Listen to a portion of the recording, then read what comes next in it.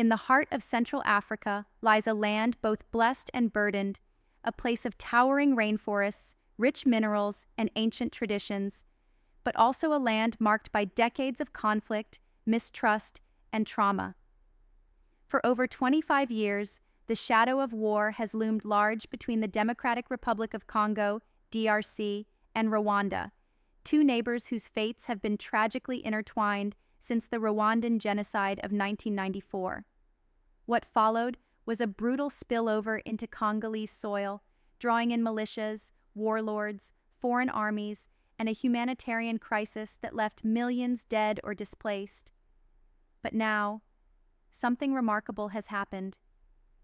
In Washington, D.C., June 2025, under the mediation of international diplomats and African Union envoys, the leaders of DRC and Rwanda signed a historic peace accord, not just a ceasefire, not just a statement, but a detailed roadmap for demilitarization, joint border security, economic cooperation, and community reconciliation.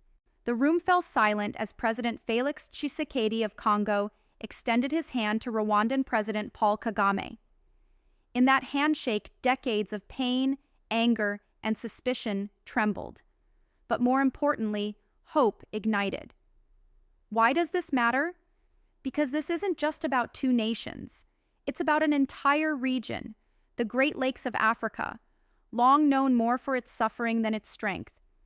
Peace between Congo and Rwanda could disarm and reintegrate dangerous militias like the M23, reopen trade routes across Goma, Kigali, and beyond, allow children to walk to school without fear, bring justice to survivors of war crimes and sexual violence, and let communities heal, not with weapons, but with words. But make no mistake, peace is not a paper, it's a process, and this peace will be tested.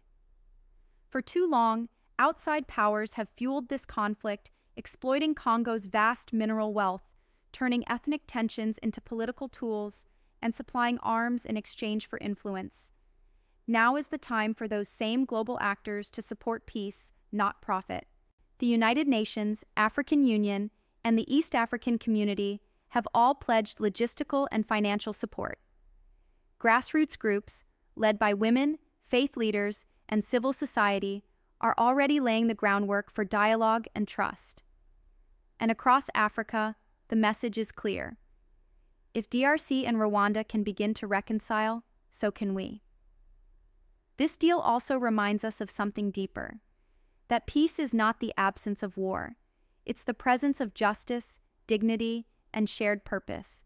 For every mother in Bukavu, every child in Gisenyi, every farmer in North Kivu who dreams of life without fear, this deal is a promise that their pain was not in vain, a promise that the heart of Africa can heal, and perhaps a signal to the world that even in a time of rising global divisions and distrust, humanity can still choose healing over hatred.